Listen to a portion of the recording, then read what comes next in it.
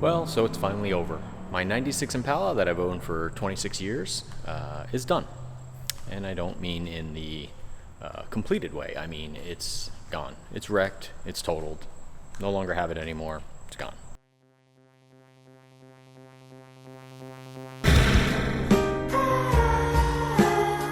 Late last year, I got in a car accident. Yeah, kind of sucks, the whole situation. So I'm going to go over what happened. But basically, once again, some random jackass ran into the side of my car and basically destroyed it. So still kind of a sore spot. I'm going to try to keep this video kind of short, but it might not be. But there is some light at the end of the tunnel. Something really kind of awesome happened, and it's going to allow me to do something pretty cool that I'm very excited about. So hopefully this kind of bitter video is going to be a little happier by the end of it, and I'll explain why.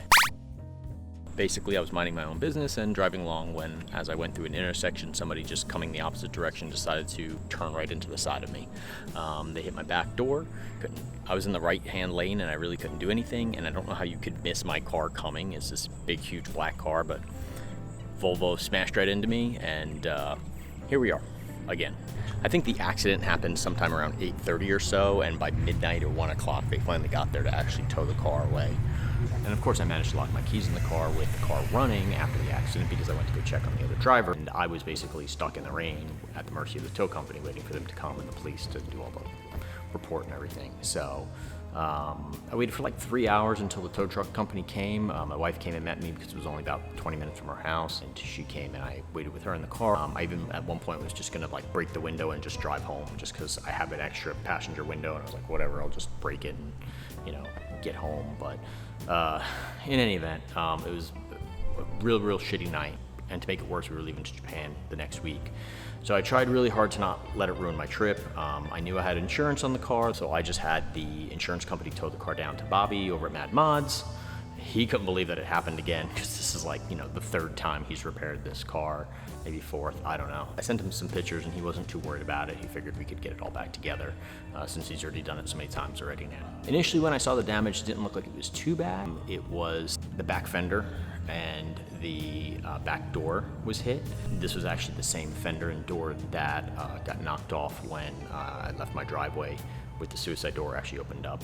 But the door hinge actually held up great. It still opened, it still functioned. So really what we found out was that there was a bunch of other underlying damage that really caused most of the problem. So first off, as I said in my last video about this car, I made sure that I had the proper insurance on it. At least I thought I had the right insurance on it.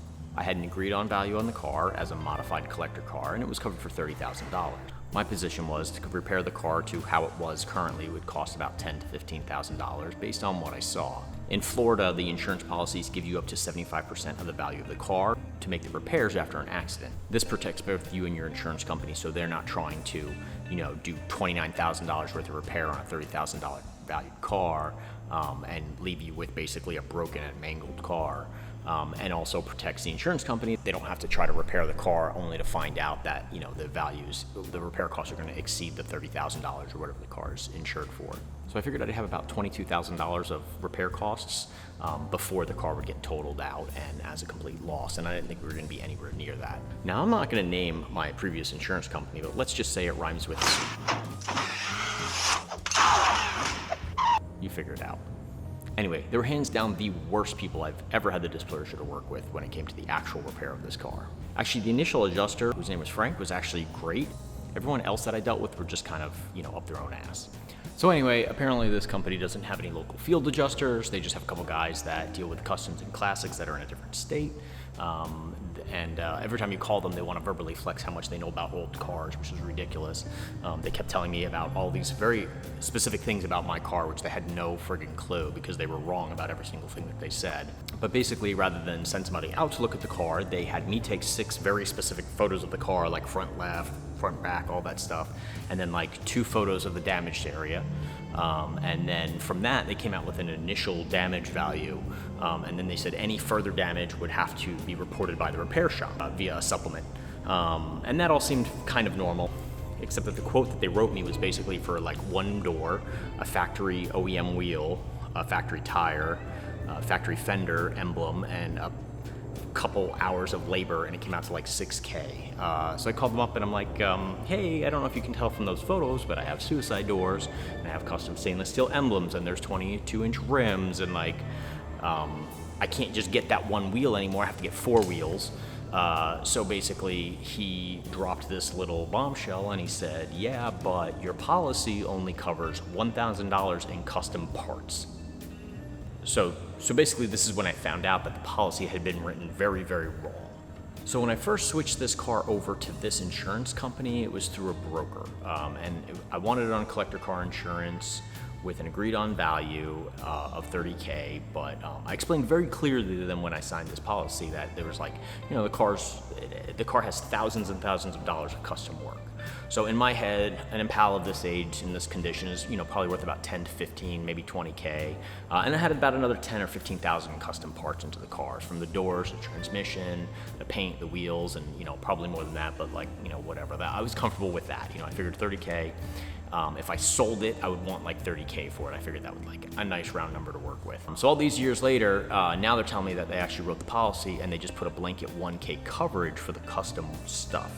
And I never noticed. So, I mean, that's bad on me for not noticing it, but also like, what the actual fuck? I'm not an insurance agent. I'm not an insurance expert. Why on earth would you not say like, hey, that sounds like a lot of custom stuff. Let's write this policy with that in mind. So even if it costs slightly more, like whatever, I would pay that monthly and not have an issue with it at all. But to have a 1K blanket for custom work is just dumb. And this is only important when it comes to accidents. If they're totaling the car out, it doesn't matter. You're just gonna get your 30K or whatever you have the car insured for. But when you're actually fixing the car, that custom part value is actually going to come into play.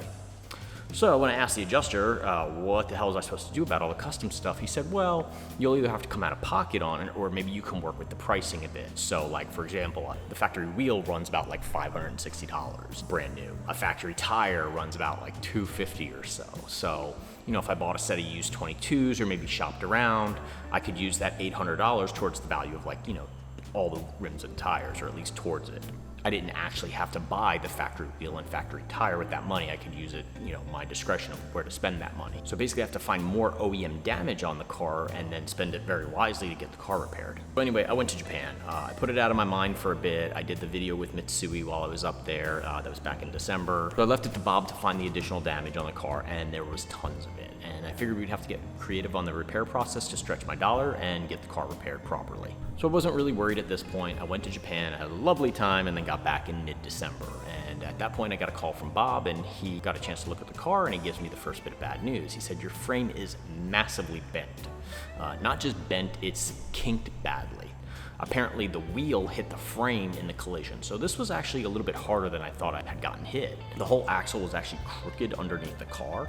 And come to find out, it wasn't just that the frame was severely bent, the control arms were bent themselves, the mounts were bent, the axle was actually bent in a U shape like a taco.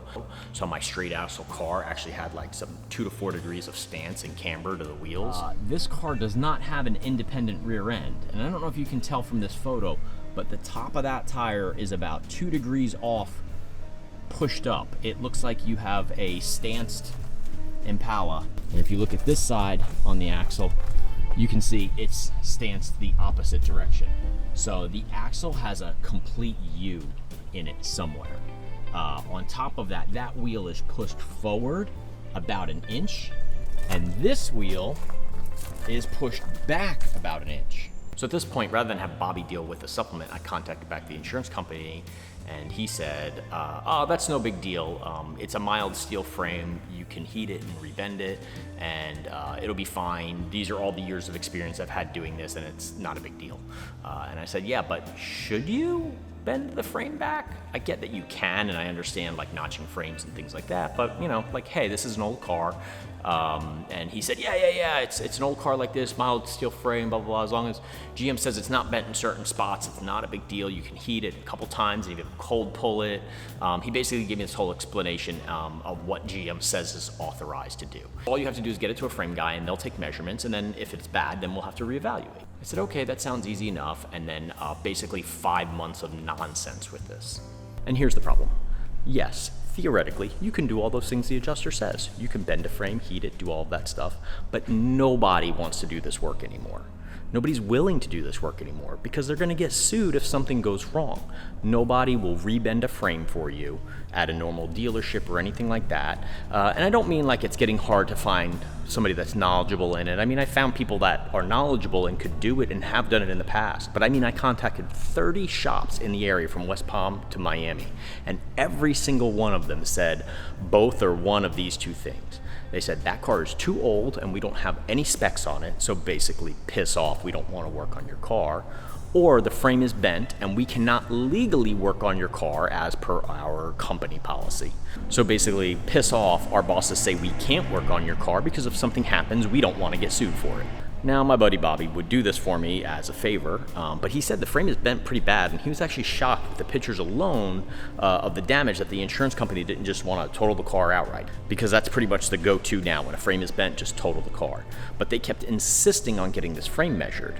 Now, at this point, I'm kind of on the fence. I don't know if I want to keep my car or not, so I'm thinking of backup plans. Maybe I can get the car frame swapped. If we notch an air-to-air ride, there's a good reason to cut that section of frame off. When you C-notch a frame, it actually makes that area stronger. But I don't know if the frame is so out of whack that it doesn't matter. It's still going to be all messed up, plus the control arm mounts, plus everything else is all still out of whack. So anyway, I finally found a place that would measure the frame. The insurance company was insisting that it was put on a chief machine or something like that. You know, something like that will actually spit out a digital measurement. They were insisting on that. We couldn't hand measure it or do anything, you know, of that sort. So I finally found a place that had a chief machine, and after a lot of convincing, they finally said they would take it and be done in a couple of days, and they were just gonna put the car on the machine and measure it and do nothing else. So I dropped it off at the beginning of February, and by March, they still hadn't done a goddamn thing with the car. And so when I finally went in there, they said, oh, well, the chief machine is broken, but we can measure it with a ruler and a tape measure. And I was just like, you know, whatever. I went and picked up the car, and then I started calling places again. Even the insurance companies, like approved vendors who are supposed to be able to guarantee all their work on the car, like none of them would even touch the car. So I kept going back to the adjuster and I said, hey, listen, nobody will touch this car. What am I actually supposed to do with it? He said, well, basically, unless we have those measurements, we can't do anything further for you as of right now. And I said, well, you recommend somebody. I'll go to whoever that is. And he's like, well, we can't do that because we can't lead you to a repair shop. So I said, I don't care if you refer me to a repair shop, but like, you want something that nobody can give me, and like, what the fuck am I supposed to do at this point? So I took the car to another repair shop, and that guy was like, well, why don't they just send a third-party adjuster to you? And I was like, I didn't even know that was a thing. He told me basically they have to. So I called them up and I said, hey, why don't you guys send me out a third-party adjuster? And he's like, oh no, we don't have to. The repair shops have to do the supplement. So he's like, we did our adjustment based on that little photo, the 6 photos that I sent, and like, they're not doing anything else past then. And now it's up to the body shop to do all the rest of the final adjustments. But at this point, these adjusters are driving me insane. So I don't know if it's the repair shops that are lying to me that they can't do the frames, or if it's the adjuster lying to me. Somebody's lying to me. He basically said since COVID, like, we don't have any field adjusters, and good luck finding a third-party adjuster for cars, which is actually true. It's kind of hard to find a third-party adjuster for cars. So I found a third-party adjuster for cars. Finally, I get fed up and I call the Insurance Commission of Florida, and they basically give me a number for somebody that does do third-party adjustments for cars. So this is when I got in contact with James Bayless. He's a third-party insurance adjuster, and he helped basically be my advocate for this claim. Him and one of his workers, Johan. They came to the shop and they looked at it and they were like, why are they fighting so hard on this claim? I told them what the car was insured for, and he said, oh, well, that makes sense. They just don't want to pay you, obviously. Like, they're playing a game. So at this point, I'm just digging in. They will either fix this car properly or they're going to total this car out. I don't even care at this point what happens to it. It's just been so frustrating. So James and his buddy came in and they took a bunch of pictures, and they basically were very forceful in their position that this car should be a total loss. The insurance company still refused and said, get the frame measured. And all along, mind you, this insurance company has been telling me that any Chevrolet dealership that's approved by GM will have the measurements to work on this car. I called 6 dealers in my area, and none of them would do it. Well, one of them said they could do it, but they couldn't tell me when. They just were all backed up. So finally, James and his partner Johan called the Chevy dealership in Fort Lauderdale and set me up an appointment. So finally, I was going to have somebody that could actually measure the frame. So I trailered the car down there myself, almost 60 miles. I unload the car and I get it into the service center, and they say, oh, we can't open the file to check the measurements on that frame. Sorry, we can't do it. I mean, what the actual fuck. So at this point, I'm about to drive this thing off a cliff, but Florida doesn't have any cliffs. So on my way home, I stopped at Schumacher Chevrolet, which is like 15 minutes from my house. I get the service manager out there to look at the car, and I basically beg him to just measure the frame for me. They don't have to do any work on the car, just please provide me the measurements of how out of whack this frame is. So super nice guy, and luckily he says he'll do it. And he takes the car and he measures it for me, and he sends all the information to my adjuster, the insurance company, and everyone else, and he says, the frame is so fucked on this car, you might as well total it, because the only thing we can do is replace the frame. Well, the insurance company doesn't like that. They say he's out of line and he should just be making repair suggestions. And then they say they don't like the measurements that he's given them, they're not to spec as per GM. So, like, are you fucking kidding me? You tell me to take it to a frame place, and then they tell you how bad it is, and then you're saying you don't like how they measured it. Like, you know? So let me show you how messed up this frame was. So first off, all these numbers should be 0, I believe. And so this is like a big trapezoid at this point. All of the frame is out of spec from the back. So he says, this is how out of whack the frame is, and the only thing we can do is to replace the frame. We're not allowed to repair this type of damage, according to their dealership, which is what I've been running into. The insurance company proceeds to say how GM authorizes a certain amount of heating and blah, blah, blah, and the same shit they've been telling me for months. So now they're basically telling the repair shop how to make a repair, which is what they can't do. They're not allowed to do this. So now the repair shop is like, well, we're not allowed to do this, and JR's just gonna have to go somewhere else to get his car fixed. So then the adjuster sends me this service manager's email as like it's supposed to be like a dig on me, like this guy's not on your side. And then he also again sends me GM's document on how to repair certain types of metal, which is a GM document. And I'm glad they sent that to me. And also, a side note, I talked to the service manager, and he is on my side. He's like, GM will not allow this repair. He's like, stand on that with them. He said, I can't find the support material right now to back it up, so luckily, Johan over at James Bayless finds this gem of a document, and this new document that we find, it's the other half of the metal repair standards that they keep sending me. So they just kept sending me page 1 and not page 2. And in page 2, it says, if there is a kink in the metal, it must be replaced. Period. No further discussion. If there's a kink in the metal, and it doesn't matter what type of metal it is, because they show you this matrix of like all the different types of metal, if it's high-tension steel and blah, blah, blah, you know, but it says literally, if the metal is kinked, it must be replaced. And GM doesn't sell a rear section for the frame of a 1996 Caprice or Impala, so it must be replaced. So Johan and the GM service manager send that back to the insurance company, and they say, here's the full document that you keep throwing at us. And in it, GM clearly says, no, you cannot fix a kink this way. You cannot fix a frame this way. So, bam, fuck you. So anyway, my service guy writes up a frame replacement. It's like $10K. The joke of it is, the insurance company actually okayed the frame replacement, but we were nowhere near done. All we did was just write it for the frame. So at the same time, I tell my insurance company, hey, if you're not gonna cover my suicide doors and only OEM stuff, guess what? We're gonna convert it right back to a stock door. And he goes, you can't do that. And I go, watch me. You're already buying me a factory door. The inner quarter is damaged. And that's the only part that carries the weight of the suicide door hinge. So once I put back a factory inner quarter, all we have to do is re-drill the door hinges on the B pillar, and it's back to stock. Fuck it, I'll rock a single suicide door at this point. What do I care? And I can only assume his reaction was, oh shit. So I asked my GM repair shop to go ahead and please write the rest of the supplement of the damage. And I also tell him to just write it for OEM stuff. Don't worry about any of the custom parts. So here's where it got really expensive. So first off, when the accident happened, my knee hit the dashboard, shattering it.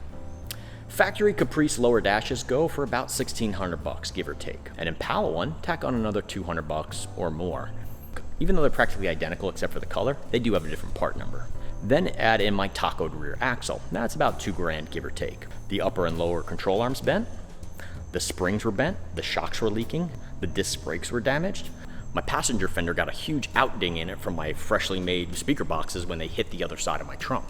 And when they wrote the original estimate, they never accounted for removing the factory quarter glass or the rear glass when they have to replace the fender anyway. So they were just like skimping and saving on stuff. The inner trunk was bent and kinked, so this should all be flat. And it's kind of hard to tell, but this is lifted up right here. This entire floor has to be cut out. It means this inner fender is probably bent. It means this upper structural support is bent. The inner quarter was kinked, the tail light was broken, the bumper needed repainting. There was a bunch of stuff that they just missed and didn't even bother writing into the estimate. So GM's total bill, $22,050. So we're $450 short of that magical 75%. So I sent that to the insurance company and I followed it with, what's a bet that we don't find $450 more in repairs once we start cutting this thing up? Well, needless to say, a couple days later, they finally made the call. Total loss on the vehicle. They also tell me the buyback on the car is gonna be like $8,000. I tell them to eat a dick. I'm not buying a broken, bent ass frame car for $8,000. And the most annoying part is after they told me the $8,000 buyback, I said maybe if it was $2,500 or $2,800, I would buy it back and maybe fix it, maybe swap the frame. I don't know, just do something with it. It would still be mine. But at that point, I had made peace with it. I took all my personal effects out of the car. I got it ready for pickup.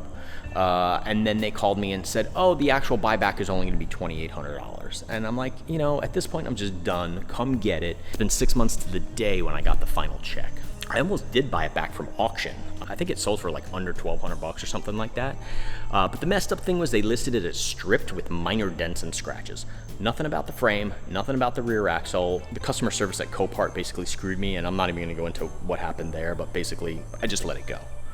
I actually saw it pop up on OfferUp like a week later, and I tried to contact the guy, but he didn't reply back and then just marked it as sold, so I don't know what actually happened to the car. So somebody out there has my Impala, and good luck fixing it. I really do hope it lives on, but your frame is bent, and that car is fucking cursed. So I guess that wasn't really a short story. Let's just call it a tale of woe for this week. Well, that seems like a horrible place to leave this video, so I'm not going to. I'm gonna call this karmic justice, and you tell me what you think. I guess my 6 months of frustration karmically came back to me, and I have some really, really fucking exciting news. I have a lot of accounts with all of the car exporter companies, whether it's Car from Japan or Beforward or any of these guys. I'll show you what happened. Okay, sorry for my shirtless, unkempt morning appearance. It's like 7 in the morning right now. Don't mind the legs. I was doing some searching on the Beforward website, looking for some other Japanese cars and seeing what I might buy. And they had a little sign up for a giveaway for their points system on their website. You know, buy a car for $5,000 and you might get 100 points back or something like that. And every car has like kind of a different point structure. And each one of their points counts for $1 towards a car. So sometimes if you buy a car and you're importing a lot of them, you'll get like 100-point credit back. And they have referral codes and stuff like that too, so if you're helping other people buy them. So basically you can use those points towards another vehicle. So I entered in the contest for a 20,000 point prize and a few other things. 1,000 points, 5,000 points. And I won the grand prize. 20,000 points towards something. It doesn't look like a Nigerian scam email. I saw the email and I logged into the account and the 20,000 points are there. So I'm not sure how it's gonna shake out, but I'm not gonna buy another K-Truck. I mean, don't get me wrong, I love these friggin' things. They're so fun. And I could probably start a business like importing them and shit. But here's where my head's at. So my car, my baby, the thing that I've driven forever for 26 years is gone. And it sucks. And so I'm kind of thinking like, well, what can I get to replace it? And one of the things that I just think would be really awesome to replace it would be, you know, to replace it with a unicorn. Like the thing I've always wanted since, what year did Gran Turismo come out? Yeah, I think you know what I'm talking about. I think I'm gonna get a GTR.